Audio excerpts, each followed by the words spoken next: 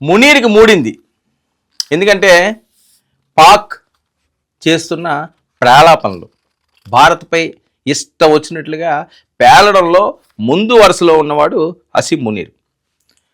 ఆయన ఏమంటాడంటే చీఫ్, ఆయన పాకిస్తాన్ చీఫ్, మరి ఇంకా వాళ్ళ దౌర్భాగ్యం అలాగే ఏడ్చింది ఇలాంటి వ్యక్తితోటి. ఎప్పుడూ ఇతనే ముంచుతాడు. ఎందుకంటే అధ్యక్ష పదవి చేపట్టియాలండి, టాక్ అండి, వస్తున్న టాకు. కానీ ఈయన ఏమంటాడు, నాకొద్దు, నేను భగవంతుడు నన్ను పంపించాడు, నేను పాకిస్తాన్ని కాపాడడానికి సంరక్షకుల్లా నేనున్నాను అని చెప్పి ఈయన శుద్ధపోసు మాటలు మాట్లాడతాడు. పెహల్గాము దాడికి సంబంధించి దానికి ముందు రెచ్చగొట్టిన వైను, ఆ తర్వాత మాట్లాడిన అంశాలు, ట్రంప్తో ఇతని మీటింగులు, ఇప్పుడు ఒక ఇంటర్వ్యూలో ఇచ్చిన ఇంటర్వ్యూ, ఆయన చేసిన కామెంట్స్ దేనికోసం చేస్తున్నారు, ఏం సందేశం ఇద్దాం అనుకుంటున్నారు, భారత్ని ఏం పీకగలరు, ఇది భారతదేశ పౌరులు మాట్లాడేది. ఏం చేయగలరు మీరని, ఎన్ని చావు దెబ్బలు తిన్నారు, ఎన్నిసార్లు మంచిగా ఉండండి రా బాబు, శుభ్రంగా బతకండి రా బాబు, మీ దేశాన్ని మీరు కాపాడుకుంటారా బాబు, మాకు శత్రుత్వం వద్దు, ఏదో విడిపోయాం అలాగే బతకండి, మేము ఇలాగ బతుకుతాం, మేము ఇప్పుడు చూడండి అగ్రస్థానంలోకి దూసుకు వెళుతున్నాం, చంద్రమండలాన్ని కూడా శాసించే స్టేజ్కి వెళ్ళాం, మీరు ఊర్లో ఉన్న రోడ్లు కూడా క్లీన్ చేసుకోలేని పరిస్థితుల్లో ఉన్నారు, అడుక్కు తినే పరిస్థితిలో ఉన్నారట. ఆయన ఇప్పుడు ఏం చెప్తాడంటే మరో కొత్త డ్రామాకి తెరలేపాడండి. ఏంటది? సైనిక తిరుగుబాటు జరగబోదంటూ ప్రచారం. పాక్ ఆర్మీ చీఫ్ అసీం మునీర్ కొత్త డ్రామా. సైనిక తిరుగుబాటు జరగబోదంటూ ప్రచారం. ఎవరు సైనిక తిరుగుబాటు? ప్రధానమంత్రి మీద. కానీ ఫ్యూచర్లో చూద్దరిగాను కదా ఏం జరుగుతుందని. ఇక రాజకీయ అనిశ్చితిని డైవర్ట్ చేసేలా కామెంట్స్. పదవులపై ఎలాంటి ఆశ లేదంటున్న అసీం మునీర్. ఆయనకి పదవుల మీద ఎలాంటి ఆశ లేదటండి, చాలా మంచోడు. దేశ అధ్యక్షుడే కాదు, ఎలాంటి పదవిని నేను కోరుకోవటం లేదు, కేవలం దేశ రక్షకుడిగా ఉండాలనుకుంటున్నా. బెల్జియం రాజధాని బ్రసెల్స్ మీడియాకు అసీం ఇచ్చిన ఇంటర్వ్యూలో ఈయన మాట్లాడుతున్న శుద్ధపోస మాటలు. ఈయన ఎవ్వరి మీద దాడి చేయబోట్లేదట, సైనికుల్ని రెచ్చగొట్టట్లేదట, సైనిక తిరుగుబాటు నేను చేయనని చెప్తున్నాడు. ఈ దేశాన్ని కాపాడడానికి వచ్చిన రక్షకుడట, దేశాన్ని కాపాడడానికి వచ్చిన రక్షకుడో భక్షకుడో ఆయన మాటల్లోనే తెలుస్తున్నది. ఎందుకంటే వాళ్ళు చేసిన తప్పులే అమాయక ప్రజల మీదకి శాపాలుగా మారుతున్నది. పాకిస్తాన్ తీసుకున్న నిర్ణయాలు, ప్రభుత్వాలు తీసుకున్న నిర్ణయాలు, సైనికాధికారులు తీసుకున్న నిర్ణయాలు, వాళ్ళు ఏ రకంగా రెచ్చగొడుతుంటారు, ఏ రకంగా కవ్యం చర్యలు చేస్తుంటారు, ఏ రకంగా రక్త దాహం తీర్చుకుంటుంటారు. పెహల్గాము కదా ఒక ఉదాహరణ. ఏమిచ్చావు నువ్వు మెసేజ్? ఎక్కడ దాచే ఉగ్రవాదుల్ని? ఆ ఉగ్రవాదులు మేమే చెప్పాం, ఉగ్రవాద శిబిరాలని భారతే మట్టుపెట్టింది. అది కదా భారత్ సత్తా. మెస్సేలు తీస్తే పైనుంచి కింద దాకా కారిపోద్ది. బ్రహ్మోస్ ఎలా బద్దలు కొట్టింది, ఇంకా బ్రహ్మోస్ బాబులు దిగినాయి. ఇప్పుడు బ్రహ్మోస్ తోటి ఆగలేదు, ముందుంది ముసళ్ళ పండగ అన్నట్టుగా ఉంది. ఒళ్ళు దగ్గర పెట్టుకోవాలి, మీ పాలన మీరు చూసుకోండి. మీ దేశ రక్షణ కోసమో లేదా మీ దేశ బాధ్యత, మీ ప్రజలను కాపాడుకోవడం. ఆయనకి తిండి ఇవ్వండి, గొడ్డు ఇవ్వండి, ఉండడానికి ఒక గూడు ఇవ్వండి, మంచి ఉద్యోగ సదుపాయాలు చేయండి, మీ దేశాన్ని అభివృద్ధి చెందుకోండి. ఎవడొద్దన్నాడు? ఎవరికి కావాలి అసలు? పాకిస్తాన్ వైపు ఎవడో కన్నెత్తి చూడు, అందరూ చేయని వాళ్ళు తప్పించి. ట్రంప్ లాంటి వాళ్ళు వేరే ఆలోచనలతోటి దుర్బుద్ధులతోటి భారతదేశాన్ని ఏదో చేయాలన్నా అదొక మాస్టర్ ప్లాన్లో భాగంగా ఏదన్నా మీకు సహకరించవచ్చు. కానీ ఎప్పుడూ కూడా సమయం వచ్చింది అంటే ఫస్ట్ కొట్టి దెబ్బ మిమ్మల్ని కొడతారు వాళ్ళు. ఎందుకంటే వాళ్ళకి ఆ కసి ఉండిపోయింది. ట్విన్ టవర్స్ మర్చిపోరు, మన లాడెన్ చేసిన పని. ఎక్కడ దాక్కున్నాడని లాడెన్, ఎక్కడ దొరికాడు, ఎక్కడ చంపబడ్డాడు మర్చిపోతారా? అమెరికా మర్చిపోద్దా? ట్రంప్ మర్చిపోతారా? సరే, రాజకీయ పరంగా కొన్ని ఉంటాయి కాబట్టి ఆ టైంకి అలాగా నడుస్తుంటుంది, అది ఎంతో కాలం నడదు. ఇక మా దేశంలో అపారమైన ఖనిజాలు ఉన్నాయటండి, ఖనిజ నిల్వలు ఉన్నాయట. చూడండి, అసీం మునీర్ గారు పాకిస్తాన్లో అపారమైన ఖనిజ నిల్వలు ఉన్నాయట. ఇప్పుడు దాకా అది ఎవ్వరు కనిపెట్టలేకపోయినా ఈయన ఒక్కడప్పుడు బయటకు వచ్చి కనిపెట్టాడు. అది ఖనిజ నిల్వలు ఉంటే కాపాడుకో, నువ్వు వెలికి తీసుకో, సంపాదించు, దేశాన్ని బాగుపరచు, మంచి దేశంగా మంచి పేరు తెచ్చుకో. ఎవడొద్దన్నాడు? ఓ పక్క నుంచే నిన్ను పొడుస్తుంటారు, ఏ టైంలో నేను లేపుదామన్నది. భారత్ దాకా ఎందుకు? నీ పక్కన ఉన్నాయి చాలు, ఆ కన్ను ఈ కన్ను కానీ ఒక్క పోటు పొడిచిందంటే అయిపోతుంది నీ రెండు కళ్ళు. ఇక వాటిని వెలికి తీస్తే పాక్ అప్పులన్నీ తీరిపోతాయట. మంచి పని, తీ స్వామి, తీ, వెలికి తీ, మొత్తం తీసి ఇంకెక్కడ ఉంచుకో, మొత్తం తీసి అప్పులన్నీ తీసేసుకో. సంపన్న దేశాల జాబితాలో పాక్ నిలుస్తుందంటున్న ఆర్మీ చీఫ్. సంపన్న దేశాల్లో కలు ఎవరొద్దన్నారు? నువ్వు బాగుపడితే దాన్ని చూసి కుళ్ళుకునే వాళ్ళు ఎవ్వరూ లేరు ఇక్కడ. భారత్ను చూసి నువ్వు ఏడుపులు ఏడుస్తావు కానీ, నువ్వు సూరుమంటుంటావు కానీ, నువ్వు బాగుపడతావంటే శబాష్ అని అందరూ ప్రోత్సహిస్తారు. భారతదేశం అలాంటి వాటిలో ముందు ఉంటుంది. నువ్వు బాగుపడతాను, మంచిగా ఉంటానంటేనే స్నేహాస్తం అందిస్తుంది.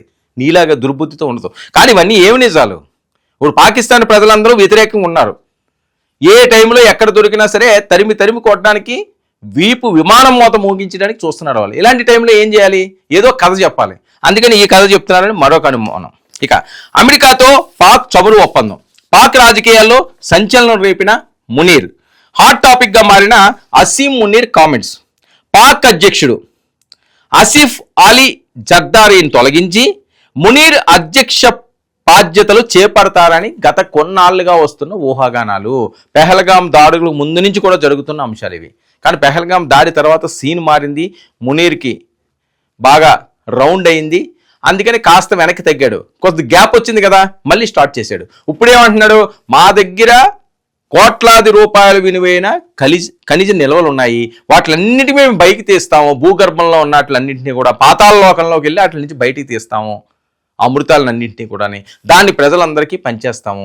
ప్రపంచంలోనే అగ్రదేశంగా ఎదిగేస్తాము. ఏ సినిమాల్లో బాగానే ఉంటుంది, కానీ ఇందులో ఎంత నిజం ఉంది? మళ్ళీ ఏ ఒకరి బుద్ధితోటి, ఏ దుర్బుద్ధితోటి పాకిస్తాన్ ప్రజలను ఏం మోసం చేసి గద్దెనెక్కడానికి ఈ రకమైన ప్లాన్ చేస్తున్నాడని అనుమానాలు చాలా వాళ్ళలోనే ఉన్నాయి. పాక్ ముస్లింలోనే ఉన్నాయి. ఇతను ఎవరు నమ్మే పరిస్థితి లేదు. ఇక పాక్ అధ్యక్షుడు ఆసిఫ్ అలీ జర్దారీని తొలగించి మునీర్ అధ్యక్ష బాధ్యతలు చేపడతారని గత కొన్నాళ్ళుగా ఊహాగానాలు. ఆపరేషన్ సింధూర్ తర్వాత మునీర్కు షీల్డ్ మార్షల్ హోదా లభించడంతో బలపడ్డ ఊహాగానాలు. ఈయనకి షీల్డ్ మార్షల్ ఇచ్చారు. అప్పటి నుంచి ఈయన ఎగిరెగిరి గెంతుతున్నాడు. ఎంతకాలం గెంతుతాడు? మంచిగా ఉంటే పర్లేదు, ఎంత గెంతినా పర్లేదు.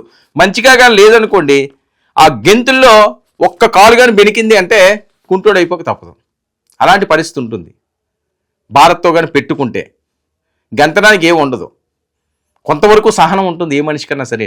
మరీ రెచ్చగొడితే పిల్లిని కూడా రూమ్లో పెట్టి బంధించారు. ఆ బాత్తుంటే ఏం చేస్తుంది? పుల్లాగా వెళ్ళిపోయి పీకి పాకం పట్టేస్తుంది. అదే పరిస్థితి. మంచిగా ఉన్నంతకాలం మంచిగానే ఉంటాం.